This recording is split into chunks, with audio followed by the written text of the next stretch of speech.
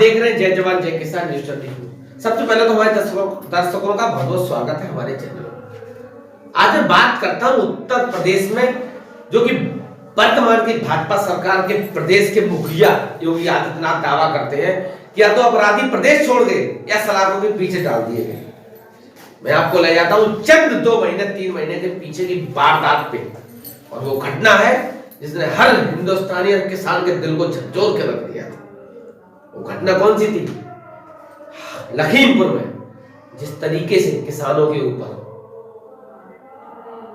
देश के गृह राज्य मंत्री अजय मिश्रा और टेनी के पुत्र आशीष मिश्रा ने अपनी कार को चढ़ा दिया था, और उसमें शहीद हुए थे 4 किसान और 1 पत्रकार। शहीद का दर्जा क्यों देता हूं? क्योंकि जय जवान और जय किसान का नारा लाल बहादुर शास्त्री ने दिया था, और कहीं नहीं किसान और जवान आजकल हमारे लिए बराबर हैं, और तब भी थे और आज भी हैं। एक्शन के नाम पे, क्योंकि प्रदेश में कांग्रेस की सरकार थी तो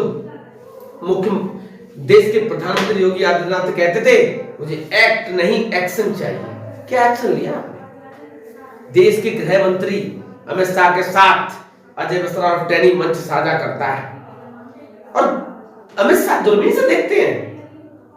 वो कौन सी दूरबीन है जिस उस दूरबीन से आपको अपने साथ खड़ा अपराधी नजर नहीं आता, जिसने 4 परिवारों की शहादत ले ली और एक पत्रकार को भी मार दिया उसके बेटे ने। और जब मीडिया सवाल करता है तो अजय मिश्रा और टेनी भड़क जाता है।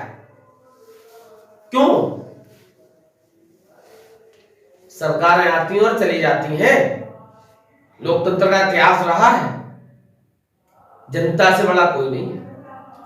मैं बताना चाहता हूं देश के प्रधानमंत्री और इस देश के गृह मंत्री अमित शाह को कि दूरबीन से अगर आपको देखना है तो अपने साथ खड़े उस अजय मिश्रा टेनी को देखिए जिसके बेटे ने निर्दोष परिवार के 4 किसान और 5वां पत्रकार की जान ले ली। कैसे? और आज तक क्या होगा? सर खाना पूछी।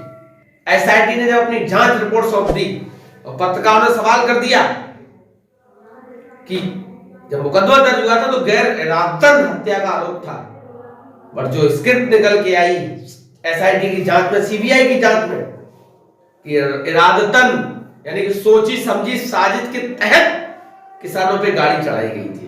अरे शर्म आनी चाहिए ऐसी सरकार को। देश के किसानों और जवानों के साथ इस तरीके का व्यवहार, और आज तक उस अजय मिश्रा टेनी को मंत्रिमंडल से बर्खास्त नहीं किया गया। क्या कसूर था तेज बहादुर यादव का, जिन्हें सेना में रहते हुए सिर्फ एक आवाज उठाई थी कि मुझे खाना अच्छा नहीं मिलता, पतली दाल का सिर्फ नजरिया दिखाया था, उसको भी सेना से बर्खास्त कर दिया गया। तो कहीं ना कहीं वर्तमान की भाजपा सरकार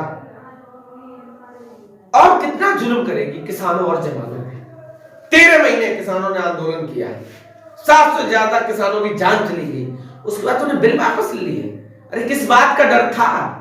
अगर सही थे तो कहा तो यह भी गया कि भारतीय जनता पार्टी के प्रधानमंत्री देश के प्रधानमंत्री नहीं है वो। अगर वो देश के प्रधानमंत्री होते तो किसानों का दर्द समझते हैं। 700 से ज्यादा किसानों की जान चली गई। मैं भी किसान पुत्र हूं, मैंने भी देखा किस तरीके से हमारे बाप, हमारे पिताजी फसल को तैयार करते हैं।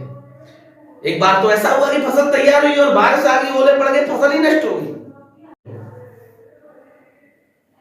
क्या जानोगे तुम अंबानी अडानी के दोस्तों, इस देश में किस तरीके से किसान अपनी फसल को तैयार करता है। अब चुनाव आ गया उत्तर प्रदेश में, पंजाब के साथ साथ 5 राज्यों में, तो किसानों की सारी बातें मान ली, और यही बात अगर 13 महीने पहले मान ली होती तो 700 से ज्यादा किसानों की जान नहीं जाती, परिवार नहीं उजड़ते। किसी का भाई गया, किसी की मांग का सिंदूर गया, किसी की हाथों की कलाई की राखी चली गई। और इस देश की सरकार, नरेंद्र मोदी की सरकार, भूखदर्शन बनकर देखते रही। क्या फायदा है? पिछले 3 दिन से बनारस में आप पड़े हुए हैं। क्या गाजीपुर बॉर्डर पे नहीं जा सकते थे? क्या यूपी बॉर्डर पे नहीं जा सकते थे?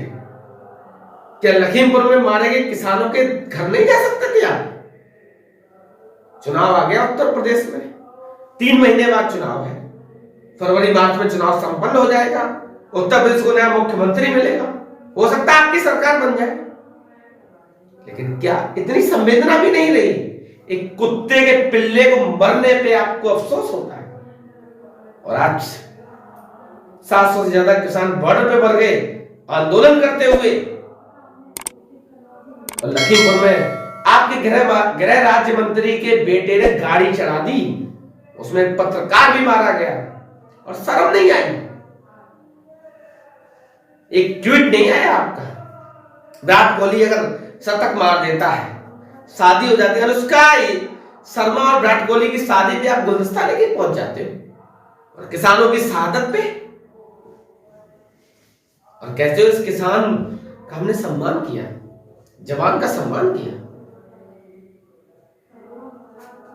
पुलवामा घटना कहां से आया था? 350 तक नहीं पता चला। देश की जनता जवाब मांग रही।